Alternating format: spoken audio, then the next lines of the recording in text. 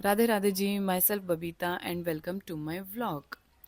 आज हम लोगों को जाना है जयपुर से दिल्ली, क्योंकि कल मेरे दोनों बच्चों का बर्थडे है और वो चाहते हैं अपना बर्थडे सेलिब्रेट करना दादी और पापा के साथ। मैंने अपनी मॉर्निंग स्टार्ट की 5:30 AM। सबसे पहले मैं पीती हूँ हल्दी वाला पानी, क्योंकि हल्दी वाला पानी हार्मोन्स को बैलेंस रखने के लिए काफ़ी बेनिफिशियल होता है। उसके बाद 6:10 हो गए थे। मैंने तब तक नन्नू का लंच और ब्रेकफास्ट दोनों रेडी कर लिया था। नन्नू अपना लंच बैग में रख रहा था, तब तक मैंने कपड़े चेंज कर लिए थे। फिर हम निकल गए दोनों घर से। मैंने उसको गेट पे ड्रॉप किया। गेट पे ड्रॉप करने के बाद मैंने अपनी मॉर्निंग वॉक की। मॉर्निंग वॉक फिनिश करने के बाद मैं घर पे वापस आई। घर आने के बाद मैंने उठाया जीव को। जीव की तबीयत काफ़ी ख़राब चल रही थी, इसको मिजल्स हुआ था, लेकिन अब काफ़ी बेटर हो चुकी थी। लेकिन फिर भी मैम ने बोला था 1 वीक इसको घर पे ही रखो। फिर हमने नहाने के बाद हमने पापा से बात की थोड़ी देर।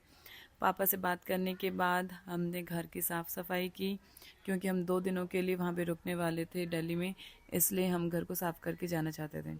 साफ़ सफाई जब तक हमने की थी, नन्नू वापस आ चुका था। नन्नू को मैंने सबसे पहले खाना खिलाया।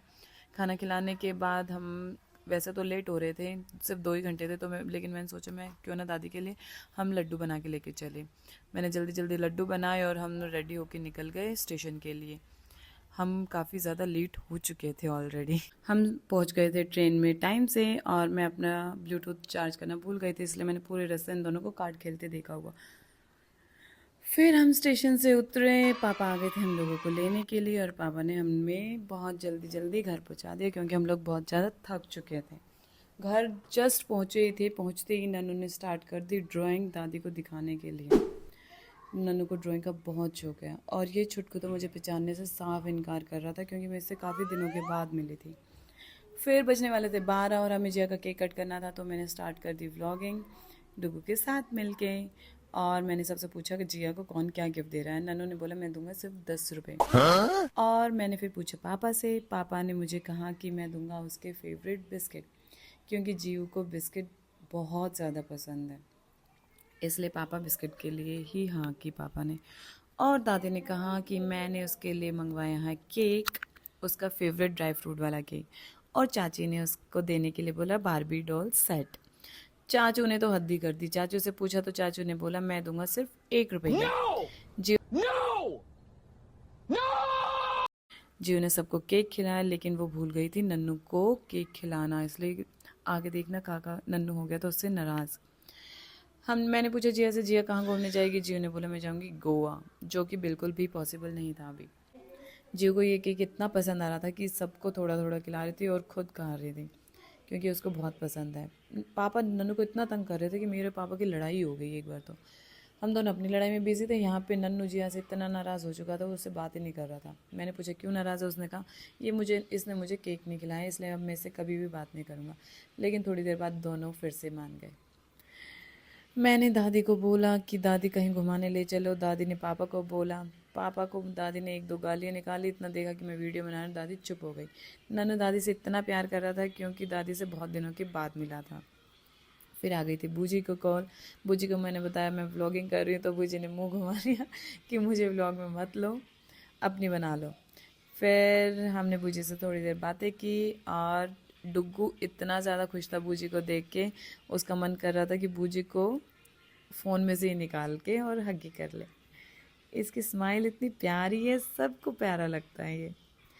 फिर नेक्स्ट डे हमारी मॉर्निंग होती है नन्नू की प्यारी प्यारी स्माइल से।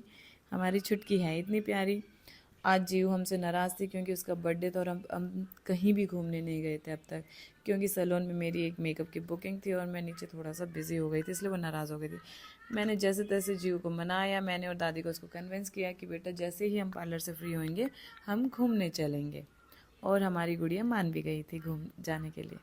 फिर काम से फ्री होते ही हमने जीव को रेडी किया, और हम सब भी रेडी हुए बाहर जाने के लिए। हम सब लोग बाहर खाना खाने के लिए जा रहे थे, क्योंकि रात काफ़ी हो गई थी, हमारे पास कोई और ऑप्शन बचा ही नहीं था सैलून के चक्कर में। काम भी ज़रूरी है, बच्चों को खुश रखना भी ज़रूरी है। हम लोग पहुँच गए थे द प्रिंस खाना खाने के लिए।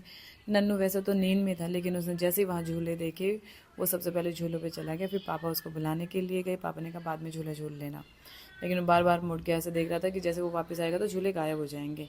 यहाँ पे जीव को फ़ोटो शूट था, तो पापा ने जीव को भी कन्विंस किया, लेकिन मानती कहाँ है पापा की परी। उसने पहले अपना फ़ोटो शूट कराया, और फिर हम लोग सब चले गए खाना खाने के लिए।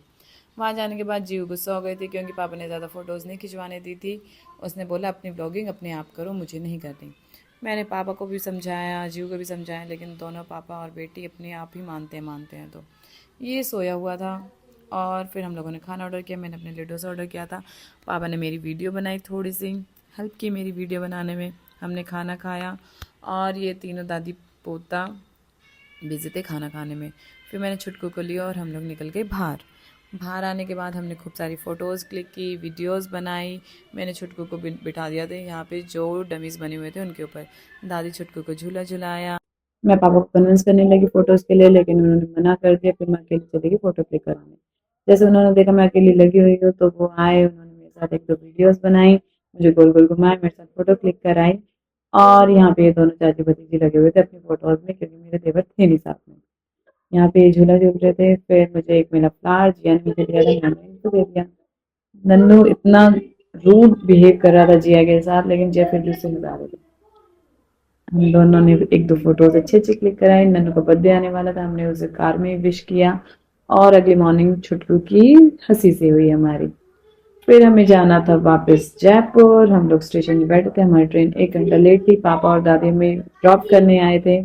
उन्होंने हमें ड्रॉप किया और हम वापस आ गए जयपुर। जयपुर में आने का मन तो बिल्कुल भी नहीं था, लेकिन यहाँ पे डांडिया फंक्शन था इसलिए हमें आना पड़ा।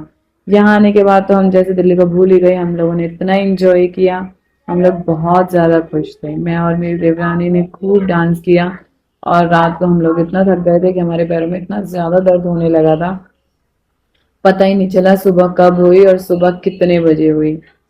अगर आप लोगों को हमारा व्लॉग अच्छा लगा है तो please like, share and subscribe और आगे के हमारे व्लॉग्स ऐसे ही देखते रहना।